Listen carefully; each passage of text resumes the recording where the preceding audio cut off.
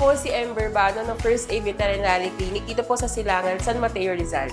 So, ngayon po, dito po sa First Aid Veterinary Clinic, ito po ang pinakauna or the very first fully functional na 24/7 emergency veterinary clinic po dito po sa buong San Mateo, Rizal. So, we are very much happy po na dalhin yung ganitong serbisyo po dito po sa bayan ng San Mateo para po sa ating mga pinakamamahal po ng mga fur babies. Pasalamatan ng Diyos because siya po ang nagbibigay nito.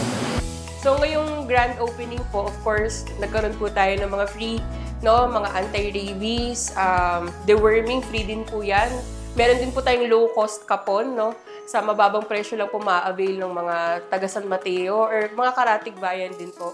We also have discounts din sa grooming at marami pa pong iba, And for sure, hindi lang naman po ito sa grand opening, Sa mga susunod din po ng mga buwan or special occasions, maglalabas din po tayo ng mga special promos para po sa ating mga fur babies.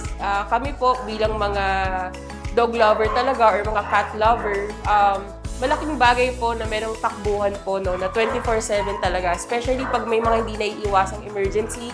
Pagdating sa madaling araw, minsan mahirap po maghanap ng mga pwedeng puntahan po ng mga veterinary clinic. Kaya we are very much happy na nalagyan po natin ng ganitong klase pong clinic po ang San Mateo. Lalong-lalo na po, para ma-ease din po yung pag-aalala ng mga fur parents po dito po sa atin.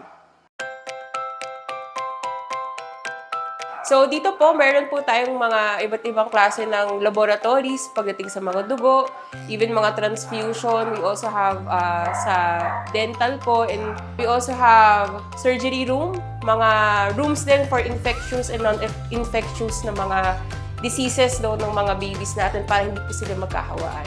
Dito po sa First Aid Veterinary Clinic, meron po tayong grooming, syempre.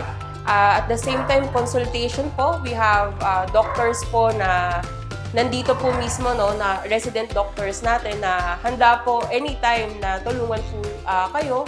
We also have pet hotel po or boarding. So, para po sa mga fur parents na mahilig mag-travel and kailangan po ng magbabantay sa mga fur babies nila, pwede po dito yan sa First Aid kasi we have facilities po kung saan pwede po namin alagaan talaga yung inyong mga babies hanggang wala pa po kayo. And of course, meron din po tayong pharmacy kung tawagin. So nandito po yung mga iba't ibang klase ng vitamins, gamot, antibiotic, and even mga accessories din po ng mga fur babies natin. Available din po yan dito sa ating First Aid Veterinary Clinic.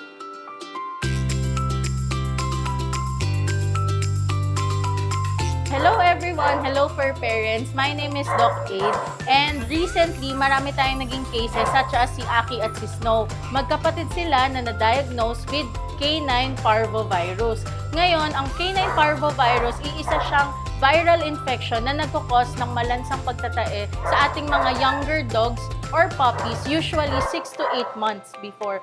Pero yun nga, katulad nila Aki and Snow, even if 1.5 year na sila, nagkakaroon pa rin sila ng tendency magka-parvo kasi nga hindi sila vaccinated. That's why we really urge you na talagang bigyan ng importansya ang preventive such as yung 5-in-1, 6-in-1, and 8-in-1.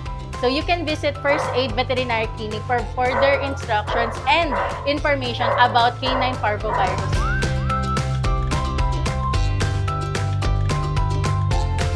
Good day, fur parents! My name is Doc Aid and we are welcoming you to First Aid Veterinary Clinic's Laboratory and Surgery Room. I'm going to show you our machine for our CBC or the complete blood count. Dito po namin nakikita kung may infeksyon ng inyong alaga, kung mababa ang kanilang red blood cell or kung anemic sila, at kung mababa ang kanilang platelet. Moving forward, ito naman po ang ating blood chemistry machine. Ang blood chemistry machine naman po ay nakikita ang liver and kidney programs and as well as na-check din namin yung other organs such as yung sa cardiovascular and sa pancreatitis. Moving forward naman po, ito naman po ang ating ultrasonography. Ito po ay isang color Doppler na makikita kung merong sakit sa puso, may irregular valve sizes ang puso ng inyong mga alaga, at dito rin namin minimeasure kung ilan na ang expected due date nila kung sila ay buntis. Dito rin namin nakikita kung may other reproductive problems sila such as pyometra and hydrometra. And lastly po, moving forward, this is our dental scaler. Ito ang machine na ginagamit for the dental prophylaxis. May naaamoy ba kayong masama sa bibig ng inyong alaga? Ito po ang machine na ginagamit namin to remove the unnecessary tartars and to check their dental health.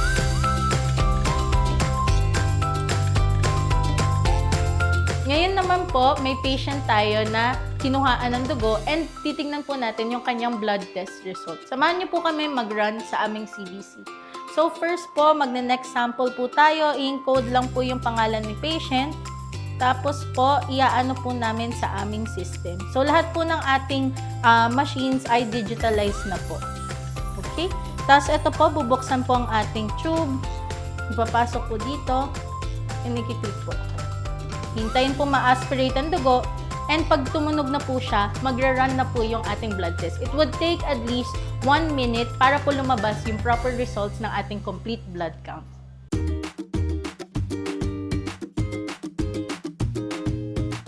Hi, ako si Claire from Silangan sa Mateo Rizal.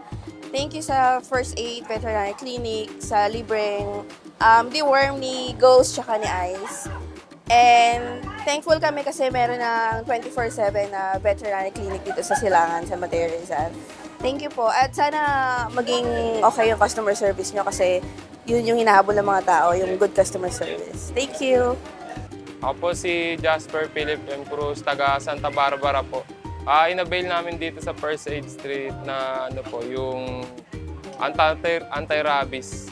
Tsaka yung masabi ko po sa serbisyo po nila, sulit, tsaka mabilis po.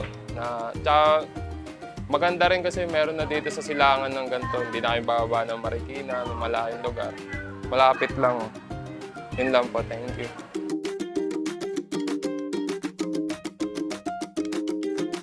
So, in behalf po ng First Aid Veterinary Clinic, gusto po namin kayong bigyan ng malaking pasasalamat po no, sa mga kababayan natin dito sa Silangan, San Mateo, Rizal, and of course, mga karatig bayan din po dito sa Rizal for showing us yung support. No? Umpisa pa lang po, grabe na po yung dagsa ng mga tao, overwhelming talaga. And we are very much happy to give this kind of services po dito sa ating bayan. Nagpapasalamat din po kami, of course, sa barangay po no, ng Silangan for also helping us dito sa ating opening. Of course, yung team din natin no, sa Fit Games Media, yung iba't ibang mga saver vets din ng ni Doc Dayan po na nandito rin po para suportahan at tumulong po dito sa grand opening. So maraming salamat po. And of course, kay Lord, thank you so much po kasi sa pinahiram niyang biyaya na I'm sure marami din pong tao ang matutulungan. At of course, yung mga animals din natin na kailangan ng tulong. So maraming salamat po sa inyo and see you po dito sa First Aid Veterinary Clinic.